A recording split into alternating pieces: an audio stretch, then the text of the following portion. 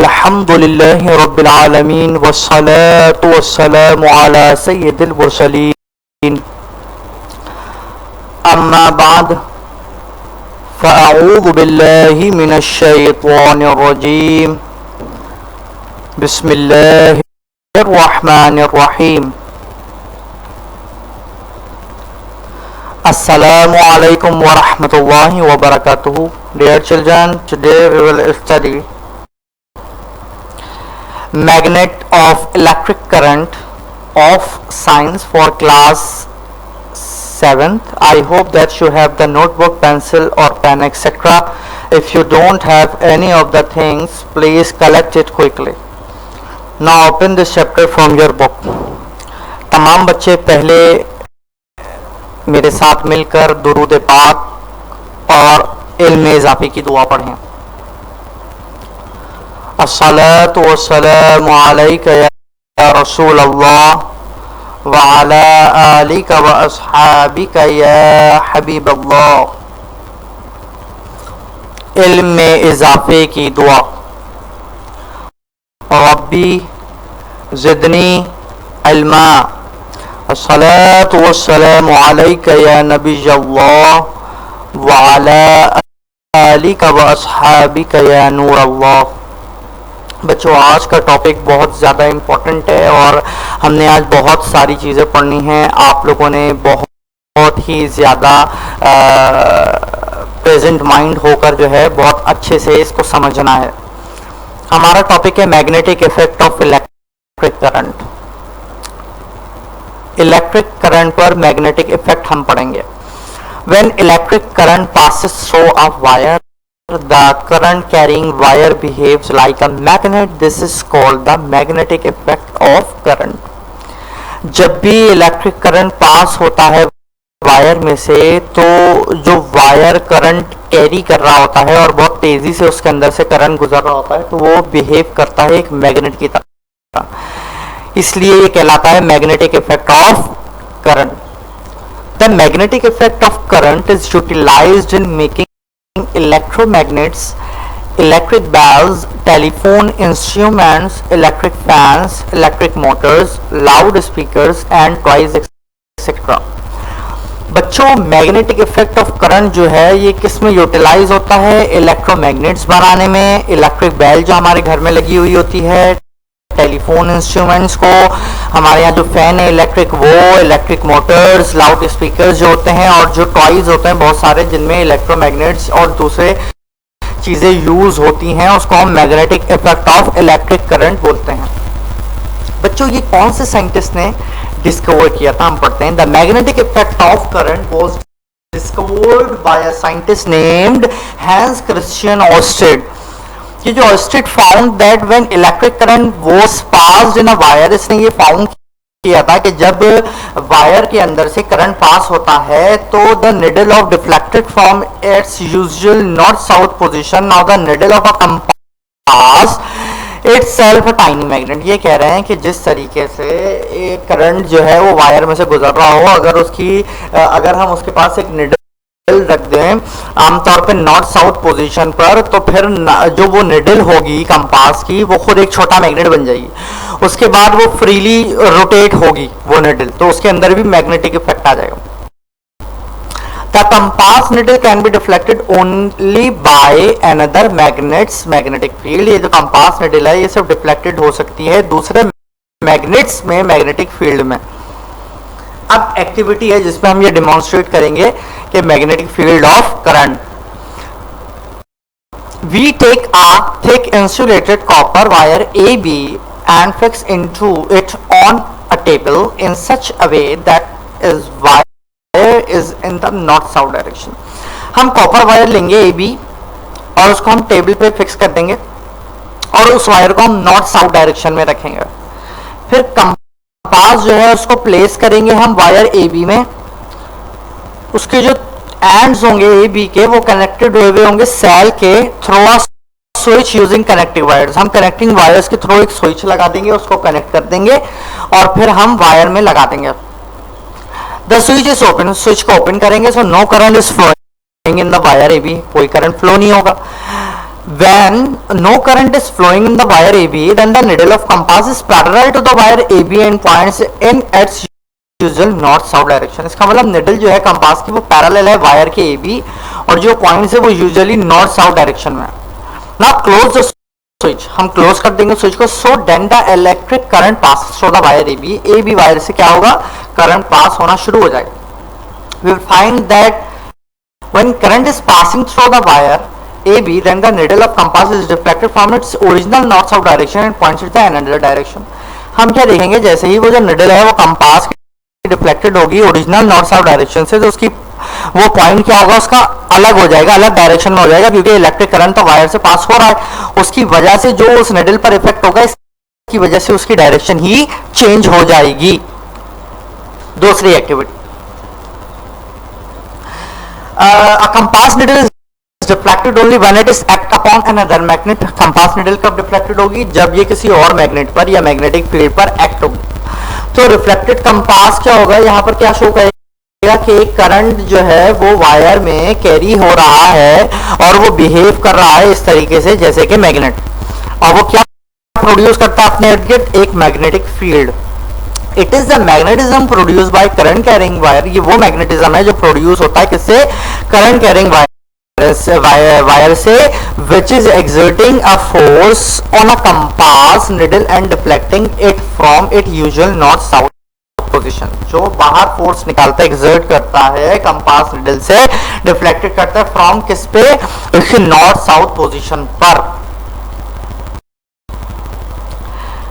If we now open the switch so that the current stop flowing in the wire AB, अगर हम switch open करेंगे तो क्या होगा, करंट स्टॉप हो जाएगा, वायर में से फ्लो नहीं होगा. तो हम फाइंड करेंगे निडल को जो वापसी कम बैक आया अपनी ओरिजिनल पोजीशन पर, तो फिर ये शो करेगा कि जब इलेक्ट्रिक करंट फ्लो होगा और वो स्टॉप होगा तो मैग्नेटिज्म प्रोड्यूस होगी बाय इट्स डिसअपियर, जब वो डिसअपियर हो जाएगा. तो the magnetic effect is increased if we use long coil wire instead of a straight wire. हम कॉइल कर दें लॉन्ग वायर की तो वो ज्यादा इंक्रीज करेगा मैग्नेटिक इफेक्ट, जबकि एक स्ट्रेट वायर हो वो इतनी नहीं करेगा. तो the magnetic effect is even further increased if the coil of wire is wound around an iron rod and then current is pass through it. जब आयरन को जो कॉइल है वायर की वो बहुत ज्यादा हुई भी होगी आयरन रॉड पर, तो करंट उसमें से पास होगा, तो मैग्नेटिक इफेक्ट जो है उसमें इंक्रीज होगा, ज्यादा होगा.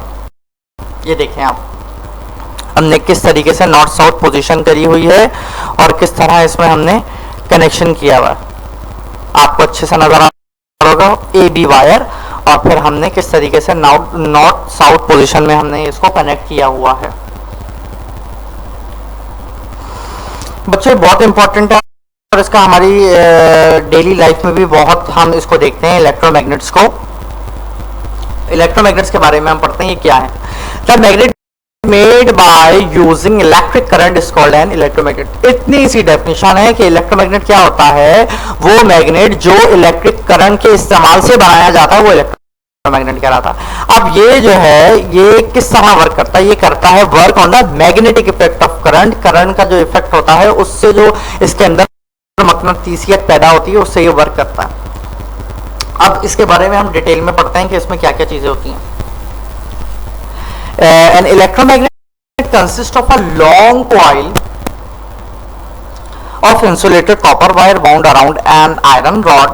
Electromagnet consist किस पर होता है कि long coil होती है जो insulated होती है कॉपर वायर की, और ये घूमी हुई होती है, बाउंड हुई भी होती है अराउंड एन आयरन रॉड के ऊपर. जब दो एंड्स कॉइल के कनेक्ट होते हैं सेल से तो करंट पास होता है कॉइल में, और फिर क्या प्रोड्यूस होता है, मैग्नेटिक इफेक्ट. ये मैग्नेटिक इफेक्ट मैग्नेटाइज कर देता है आयरन रॉड को, तो आयरन रॉड क्या बन जाती है, इलेक्ट्रोमैग्नेट. तो जो मैग्नेटिज्म है इलेक्ट्रोमैग्नेट का वो बहुत ज्यादा रहता है जब उसमें करंट फ्लो होता है उस कॉइल के अंदर. अगर हम स्विच ऑफ कर दें करंट को उस कॉइल में से बाय ओपनिंग द स्विच, तो मैग्नेटिज्म जो आयरन रॉड पर होगा वो डिसअपियर हो जाएगा और ये फिर ज्यादा टाइम तक जो है वो मैग्नेट की तरह बिहेव नहीं कर सकेगा. An electromagnet is a magnet consisting of a coil insulated wrapped around a piece of iron that is magnetized only when electric current is passed through the coil. बेटा इलेक्ट्रोमैग्नेट वो magnet है जो consist होता है एक coil पर जो insulated wire से रैप्ड हुई भी होती है एक आयरन के पीस पर, और ये जब तक मैग्नेटाइज रहता है, जब इसके अंदर इलेक्ट्रिक करंट पास होता है उस कॉइल में, तब तक। Only iron is used for making electromagnet, सिर्फ आयरन जो है वो यूज होता है इलेक्ट्रोमैग्नेट्स बनाने के लिए, क्योंकि जब करंट जो है वो स्विच ऑफ हो जाता है कॉइल में जो इलेक्ट्रोमैग्नेट बना रहा होता है आयरन पीस को, तो वो जो आयरन पीस होता है वो अपनी मैग्नेटिज्म जो है वो लॉस कर देता है। अब स्टील जो है वो यूज नहीं होता इलेक्ट्रोमैग्नेट यूज करने में, इसीलिए करंट जो है वो स्विच ऑफ कर दें अगर हम कॉइल में से इलेक्ट्रोमैग्नेट्स में से जो स्टील पीस पर है, तो steel piece does not lose all its magnetism, वो सारी अपनी मैग्नेटिज्म खत्म नहीं करेगा। द स्टील पीस रिटेन, वो रखेगा बचा के the magnetism and becomes a permanent magnet, बाद में वो एक परमानेंट मैग्नेट बन जाएगा, क्योंकि स्टील के अंदर ये एबिलिटी होती है कि वो अपने अंदर उस मैग्नेटिज्म को रिटेन रखता है, अपने अंदर रखता है। The electromagnet can attract and hold only the objects made of magnetic materials such as iron, steel, nickel and cobalt। बेटा इलेक्ट्रोमैग्नेट सिर्फ उन्हीं चीज से अट्रैक्ट करता है जो मैग्नेटिक मटेरियल से बने होते हैं, जैसे आयरन, स्टील, निकल, कोबाल्ट। इलेक्ट्रोमैग्नेट अट्रैक्ट नहीं होता उन ऑब्जेक्ट से जो नॉन मैग्नेटिक मटेरियल्स होते हैं, जैसे कि लकड़ी है, प्लास्टिक है, पेपर है, कॉपर है, एल्युमिनियम है, एक्सेट्रा, इन चीजों से वो अट्रैक्ट नहीं होता। अब हम इनके यूजेस पढ़ते हैं और इन यूजेस से आपको बहुत सारी चीजें क्लियर होंगी। Electromagnets are used in the construction of a large number of device like electric bells, loud speakers, electric motors, electric fans, toys and telephone instrument etcetera. Electromagnet use होते हैं कंस्ट्रक्शन में जो लार्ज नंबर डिवाइस होते हैं, जैसे electric bells है, loud speaker हो गए, इलेक्ट्रिक मोटर्स हो गई, फैंस हो गए, टॉयज हो गए, टेलीफोन इंस्ट्रूमेंट हो गए। अच्छा, इलेक्ट्रोमैग्नेट जो है वो यूज होते हैं जिनको हम हैवी लोड्स लिफ्ट करते हैं ना, जो बड़ी बड़ी मशीनरी होती है उसमें स्टील गर्डर्स होते हैं, स्क्रैप आयरन ऑब्जेक्ट होते हैं जो हमने लोड करने होते हैं, और अनलोडिंग पर्पस के हिसाब से जो हम बड़ी बड़ी मशीनरी यूज करते हैं तो उनको लिफ्ट करने, उनको कैरी करने के लिए हैवी लोड को इलेक्ट्रोमैग्नेट्स यूज होते हैं, और ये जो है इससे बहुत हेल्प होती है हम इंसानों को कि हम स्टील ऑब्जेक्ट को आसानी से फिट भी कर सकते हैं क्रेन्स में, क्रेन्स के जरिए। इलेक्ट्रोमैग्नेट जो यूज होता है separate magnetic materials like iron and steel object from a heap of metal, scrap और जंग। ये जो बहुत ज्यादा एक खेप होती है मेटल, स्क्रैप ऑब्जेक्ट्स की जिसमें आयरन, स्टील वगैरह होता है, उसको सेपरेट करने में भी मदद करता है। Electromagnet are also used by a doctor to remove tiny iron particles from the eye of a person। आंख में अगर छोटे छोटे आयरन पार्टिकल्स होते हैं तो ये इलेक्ट्रोमैग्नेट उसमें भी कारआमद साबित होता है डॉक्टर्स के लिए। इलेक्ट्रोमैग्नेट्स बहुत मुख्तलिफ शेप और साइज में होता है, वो डिपेंड करता है कि उसका पर्पस क्या है जिसमें वो यूज किया जा रहा है। तो इलेक्ट्रिक बेल में जो यूज होता है वो यू शेप इलेक्ट्रोमैग्नेट होता है अपनी वर्किंग के हिसाब से। यू शेप इलेक्ट्रोमैग्नेट जो होता है वो मेड होता है using U shape iron piece, U shape iron piece के थ्रू उसको बनाया जाता है। यू शेप इलेक्ट्रोमैग्नेट में दो कॉइल्स होती हैं सेम इंसुलेटेड कॉपर वायर की जो वाउंड हुई भी होती हैं हर यू शेप आयरन पीस के ऊपर, समझ रहे हैं आप। तो वो जो डिफरेंट शेप और साइजेस होते हैं इलेक्ट्रोमैग्नेट्स के, वो पर्पस के ऊपर डिपेंड होता है कि हम किस इस्तेमाल में ले रहे हैं, तो वो उस हिसाब की शेप से बना हुआ होता है। अब आप देखें ये आयरन नेल है, इस पे हमने इंसुलेटेड वायर को जो है वो राउंड अप किया हुआ है और हमने इसको से स्विच से कनेक्ट किया हुआ है और एक तरफ इसके बैटरी है। आप देखें जब इसमें करंट पास होगा तो इसके अंदर क्या होगा, एक मैग्नेटिज्म पैदा होगा, फिर जब स्विच ऑफ हो जाएगा फिर उससे क्या होगा, एक वक्त में खत्म हो जाएगी। एडवांटेज क्या है electromagnet, advantages of electromagnets over permanent magnet क्या है इलेक्ट्रोमैग्नेट्स, अगर हम परमानेंट मैग्नेट्स की बात करें। An electromagnet is a temporary magnet because its magnetism is only for the duration of current flowing its point। Electromagnet temporary magnet है क्योंकि इसमें मैग्नेटिज्म तब तक है जब तक इसमें करंट फ्लो हो रहा है इसकी कॉइल में, बस वो जो ड्यूरेशन है तब तक है। तो इसके एडवांटेज क्या है, the magnetism of an electromagnet can be switch on और स्विच ऑफ एज डिजायर्ड। जब जरूरत हो हमने इलेक्ट्रोमैग्नेट जो है उसको स्विच ऑफ कर दिया, स्विच ऑन कर दिया। This is not possible when with a permanent magnet, ये परमानेंट मैग्नेट के लिए पॉसिबल नहीं है। तो इलेक्ट्रोमैग्नेट जो है वो मेड होता है बहुत strong, increasing the number of turns of the coil जब तक स्ट्रांग होगा, जितने हम इसमें कॉइल में जितने नंबर ऑफ टर्न्स हम इंक्रीज करेंगे, और फिर by increasing the current passing through the coil, और हम जितना इसके अंदर करंट पास करेंगे उतना मैग्नेटिज्म इसमें बढ़ जाएगा। अब हम इलेक्ट्रिक बेल्स की बात करते हैं। इलेक्ट्रिक बेल्स किस तरह वर्क कर रही है? The electric bells work on the magnetic effect of current. It has an electromagnet in it. The electric bells uses an electromagnet to pull the clapper on to a metal bell called gong. The clapper of electric bell is known as a hammer. कह रहे हैं electric bells जो है work करती है किस पर? Magnetic effect of current पर। इसके अंदर इलेक्ट्रोमैग्नेट होता है। बेल यूजेस होती है इलेक्ट्रोमैग्नेट को कि वो पुल करती है, खींचती है क्लैपर को मेटल बेल में, जो गोंग कहलाता है। ये क्लैपर जो होता है इलेक्ट्रिक बेल का, ये हैमर कहलाता है। कंस्ट्रक्शन ऑफ इलेक्ट्रिक बेल, हमने अगर कंस्ट्रक्ट करनी है इलेक्ट्रिक बेल तो हम किस तरह करेंगे? The electric bell has a U shaped electromagnet. Electric bell में कौन सा शेप्ड होता है? इलेक्ट्रो बेटा मैग्नेट का यू शेप होता है। A small bar called armature is held in front of the poles of the electromagnet. Small iron bar जो होता है, जो आर्मेच्योर कहलाता है, ये कहाँ होता है? Front of poles of electromagnets के। The lower end of electric bar is attached to a flat spring and the flat spring is itself fixed to a metal bracket. उसका जो लोअर एंड होता है आयरन बार का, वो हम किससे attach करते हैं? एक फ्लैट स्प्रिंग से, और वो फ्लैट स्प्रिंग खुद फिक्स हुआ होता है किसमें? एक मेटल ब्रैकेट में। तो अपर एंड होता है आयरन बार का, वो क्लैपर अटैच होता है उसके अंदर। इनिशियली क्या होता है कि जब बेल वर्किंग नहीं कर रही होती तो क्लैपर और हैमर क्या होता है? At a short distance away from the gong, ये बहुत कम डिस्टेंस से दूर होते हैं गोंग के। तो there is a contact screw which just touch the iron bar at point, मतलब उसके अंदर एक कनेक्ट होता है स्क्रू से, वो सिर्फ टच होता है आयरन बार से उस पॉइंट पे। तो जो कॉन्टैक्ट स्क्रू होता है वो क्या कहलाता है? इंटरप्टर। क्योंकि उसके इंटरप्ट होने से या ब्रेक होने से ही सर्किट ऑफ इलेक्ट्रिक बेल जो होगी वो पेरियोडिकली होगी। कैसे होगी? हम आगे पढ़ते हैं।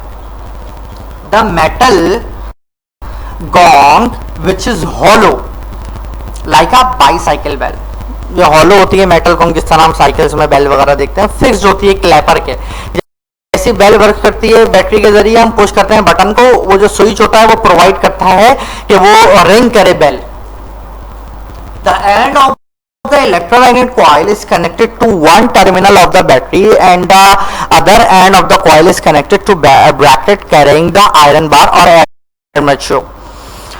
इलेक्ट्रोमैग्नेट कॉइल का जो एंड होता है वो किससे कनेक्टेड होता है? एक टर्मिनल का जो बैटरी का होता है, और जो दूसरा एंड कॉइल का होता है वो कनेक्टेड होता है उस ब्रैकेट से जो कैरी कर रहा होता है क्या? आयरन बार और आर्मेचर।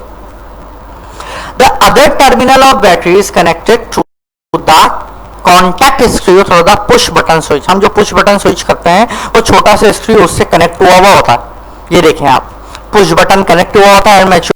देखें स्प्रिंग, देखें यू शेप, हमने में इलेक्ट्रोमैग्नेट लिया, कॉन्टैक्ट एडजस्टमेंट स्क्रू लिया, हैमर चेक करें, गोंग देखें, ये बस हल्का सा पुश होना है कि स्प्रिंग टकराएगा और क्या होगा? इससे बेल बजना शुरू हो जाएगी। अब वर्किंग ऑफ इलेक्ट्रिक बेल क्या है? In order the ring the bell, मैं आपको इसको अच्छे से उर्दू में एक्सप्लेन करता हूं। अगर हम बेल को रिंग करें तो हम क्या करते हैं? पुश बटन जो स्विच होता है उसको प्रेस करते हैं। जब हम वो स्विच प्रेस करते हैं तो इलेक्ट्रिक सर्किट जो होता है बेल का वो कंप्लीट हो जाता है, और जब वो कंप्लीट होता है तो उस पूरे कंप्लीट इलेक्ट्रिक सर्किट के अंदर करंट पास होता है किसके थ्रू? एक कॉइल के जरिए जो इलेक्ट्रोमैग्नेट होता है, और फिर उससे क्या होता है? वो मैग्नेटाइज हो जाता है। इलेक्ट्रोमैग्नेट अट्रैक्ट होता है आयरन आर्मेचर से अपने आप towards itself and armature moves towards the pole of the electromagnets. फिर वो मूव होता है किसके? टुवर्ड्स इलेक्ट्रोमैग्नेट्स के पोल्स के। क्लैपर अटैच हुआ होता है गोंग के, जो स्ट्रक्ट जो प्रोड्यूस करती है ringing sound. We say that the bell rings, फिर हम कहते हैं कि बेल बज रही है। तो जो आर्मेचर मूव्स होता है मैग्नेट के towards it connect with a contact screw is broken at point. वो जो कनेक्ट होता है स्क्रू वो ब्रेक होता है पॉइंट से, उसकी वजह से इलेक्ट्रिक सर्किट ब्रेक होता है और फिर कोई करंट फ्लो नहीं होता इलेक्ट्रोमैग्नेट कॉइल में.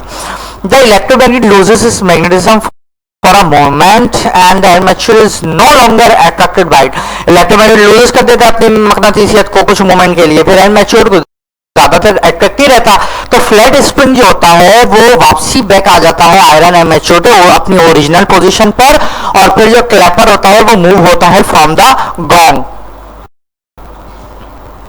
As soon as the armature comes back and touches the contact screw, the circuit is complete and current start flowing in an electromagnet coil again. जैसे armature come back दोबारा आता है, फिर touch होता है contact screw से, तो circuit complete हो जाता है, जिसकी वजह से करंट फ्लो स्टार्ट हो जाता है, फिर इलेक्ट्रोमैग्नेट कॉइल में दोबारा ये सब प्रोसीजर शुरू हो जाता है. इलेक्ट्रोमैग्नेट अट्रैक्ट होता है आयरन आर्मेचर से दोबारा, और क्लैपर स्ट्रिक्स होता है गॉन्ग से दोबारा, किस वजह से प्रोड्यूस करता है वो फिर बेल को. ये जो प्रोसेस है बनाने का, ब्रेक करने का इलेक्ट्रिक सर्किट का, ये कंटिन्यू रहता है. जब जब हम स्विच को प्रेस करते जाएंगे ये पूरा प्रोसेस दोबारा रिपीट होता चला जाएगा. इसकी वजह से जो आर्मेचर होता है वो वाइब्रेट्स होता है आगे की तरफ और बैकवर्ड्स बहुत तेजी से rapidly, each time making the clapper strikes gong. फिर इससे क्या होता है, हर दफा क्लैपर स्ट्रिक्स होता है गॉन्ग से टकराता है. Thus the clapper strikes the gong rapidly producing almost continuous sound. ये जैसे जैसे टकराता जाता है तेजी से रैपिडली, तो फिर क्या होता है, बार बार साउंड जो है वो प्रोड्यूस होता है, जिसको हम कहते हैं बेल बज रही है. तो बच्चों ये आज का लेक्चर था जिसमें हमने इलेक्ट्रोमैग्नेट्स के बारे में पढ़ा और यूजेस ऑफ इलेक्ट्रोमैग्नेट्स के बारे में पढ़ा. हमने जो है साइंटिस्ट के बारे में पढ़ा, उसकी डिस्कवरी के बारे में पढ़ा. हमने एक आयरन जो थी कॉइल, उसके अंदर हमने इंसुलेटेड वायर नेडल पे हमने राउंड अप करके उसके अंदर किस तरह मकनातीसियत पैदा कर सकते हैं जब तक करंट फ्लो होता है, ये सब चीज़ें हमने पढ़ी हैं. तो आप लोगों को बहुत अच्छे से ये सब चीज़ें समझ आ गई होंगी. तो dear children, I hope that everything what I have taught in this lesson is clear to you all. Kindly please revise it at your home. May Allah strengthen your memory. Ameen. Jazakallahu khairan.